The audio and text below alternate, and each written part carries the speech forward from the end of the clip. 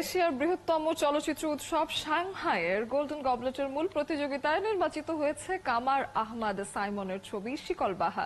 ইউরোপের অন্যতম সম্মানিত চলচ্চিত্র প্রযোজনা সংস্থা জার্মানির উইডেম্যান ব্রোস এবং বাংলাদেশের স্টুডিও বেগিং এর যৌথ প্রযোজনায় নির্মিত এই ছবি।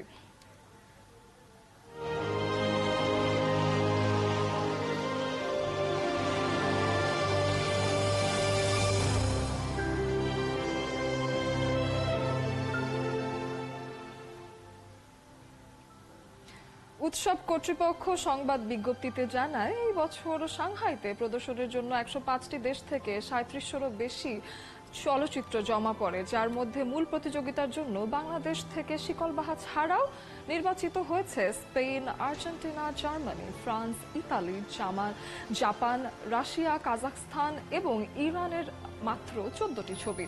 শিকলবাহার কেন্দ্রীয় রুবা চরিত্রে অভিনয় করেছেন নতুন মুখ ফৌজিয়া করিম অনু।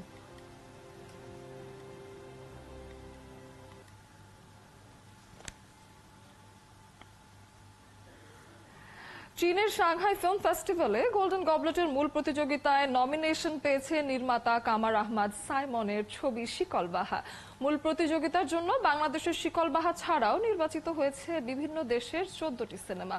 নির্মাতা কামার আহমাদ সাইমন সরাসরি যুক্ত হচ্ছেন আনন্দযোগে।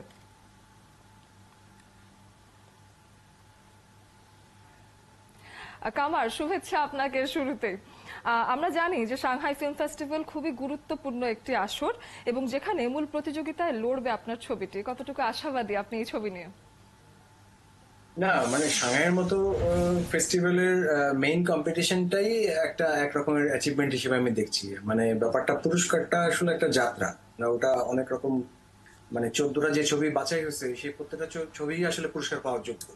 আমি আলাদা করে কোনো কিছু আশা করছি। শিকলবাহা এই উৎসবেই ওয়ার্ল্ড প্রিমিয়ার হচ্ছে, কিন্তু আমরা জানি এই ছবিটি সরকারি অনুদান পেয়েছে। 2বার পেয়েছে বার্লিন চলচ্চিত্র উৎসবে Prestige grand world cinema fund.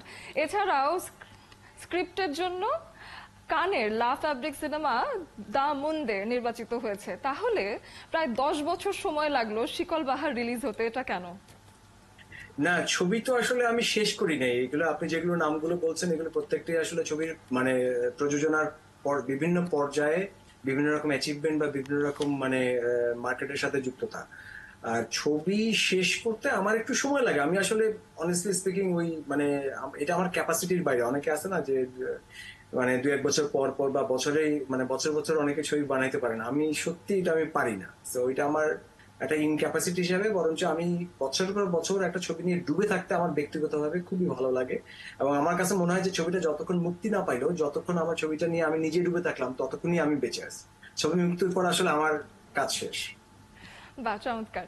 অনেকেই একটা কথা বলেন, আপনি নাকি শুধুমাত্র উৎসবের জন্য ছবি নির্মাণ করেন। এই বিষয়ে আপনার কি বক্তব্য এবং দেশের বর্তমান চলচ্চিত্রের অবস্থা সম্পর্কেও আপনার ধারণাটা জানতে চাই। এইটা অনেকে বলেন এবং এটা আমি খুব পজিটিভলি দেখি, কারণ বাংলাদেশের সব ছবি তো আসলে বিদেশে যাওয়ার সুযোগ পায় না, এবং সেই ছবিগুলোই ইদানিং অনেক ছবি যাচ্ছে। সেই ছবিগুলোই যায় যে ছবিগুলো এক ধরনের মানে আন্তর্জাতিক যে সিনেমার যে ভাষা বা তার যে নানান রকম যে বোঝাপড়া, তার যে ভাবনার জায়গা, সেই জিনিসগুলো যে ছবিগুলো ডিল করতে পারে সেগুলি ওই জায়গাটা ক্রস করতে পারে। সেটা আমি পজিটিভলি দেখি, এটা কোনো নেগেটিভলি দেখি না। আর বাংলাদেশের সামগ্রিকভাবে চলচ্চিত্রের একটা নতুন ঢেউয়ের সম্ভাবনা অনেকদিন ধরে আমরা দেখতেছি, কিন্তু সম্ভবত নানান রকম ওটিটি এবং নতুন নির্মাতা এবং গ্লোবাল এক্সপোজার সবকিছু মিলায় একটা নতুন মানে স্ক্রিনে নতুন ভাষা তো অলরেডি দেখা যাচ্ছে। তো আমার মানে নিরাশার তো কোনো সুযোগ নাই। অনেক ধন্যবাদ কামার, অনেক ধন্যবাদ। অনেক কিছুই জানলাম আপনার কাছ থেকে এবং এই মুহূর্তে আমাদের সাথে ছিলেন কামার।